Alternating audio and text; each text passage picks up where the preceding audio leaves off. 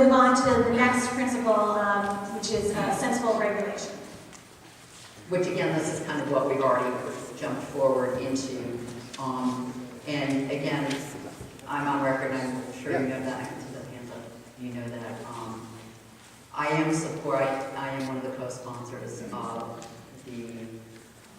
of the revised assault weapons ban, which is actually quite substantially changed in terms of the number of characteristics grandfathering a lot of weapons. And again, let me just say around this, as happened in '94, the proposal on the table would allow everyone who currently legally owns such a weapon to maintain it. It's talking about manufacturing weapons. It's not talking about the current existing supplies.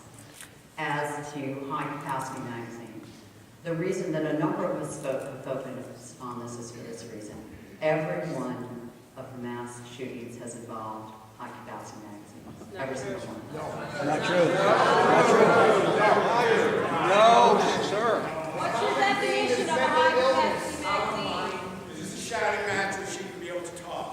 Okay, folks. So,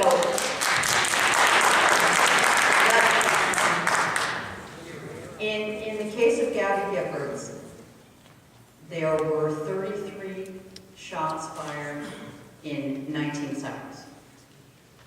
All right, 13 in 19 seconds. In Newtown, a matter of a couple of minutes.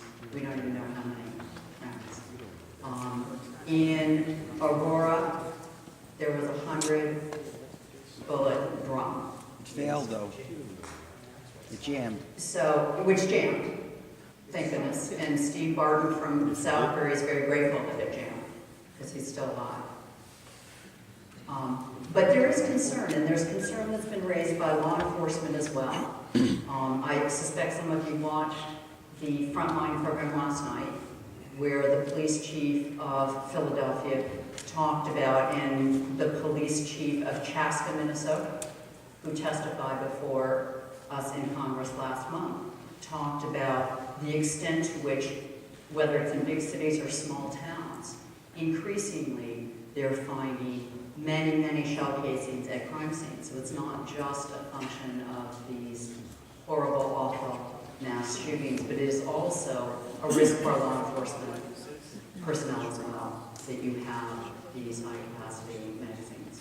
Now, I do also recognize, and this is an enforcement issue, and that's why I would welcome your thoughts and inputs on this. And I know a number of you have already raised that it was not effective. It was not effective to reduce crime, to reduce deaths.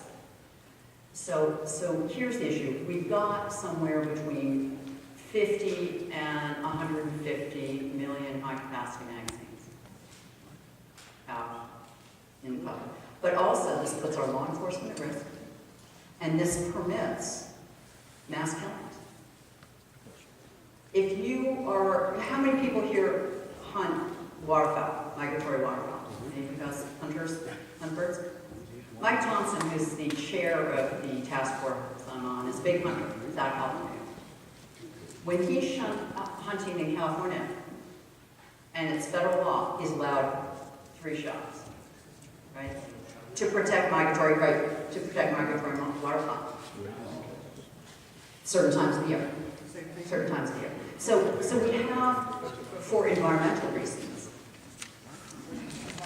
we have recognized certain restrictions to protect our birds. And I think a lot of people say, how about to protect our law enforcement, to protect our children?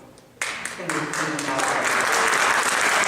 So that's why that we've still got a lot of these out there. People paid good money, and I recognize that, and they've been legal to have, so that's why people bought them and they use them. So what's the answer here? How do we keep our children safe in first grade classrooms? Our police safe on the streets protecting our safety? And how do we square this? How do we square this? And so I'm asking that truly, genuinely as a question, because I think the answer is not clear. If I thought it were clear, I wouldn't need all your help. Can you offer an example of a law enforcement officer that's been hurt by a legal, law-abiding gun owner that's turned a gun on a law enforcement officer? These are criminals that are shooting at law enforcement officers. We go to the firing range with law enforcement officers. We develop friendships with them. Okay, if you have a question, please turn to one of these young men with the microphones. Or women. Or women, I didn't see any women.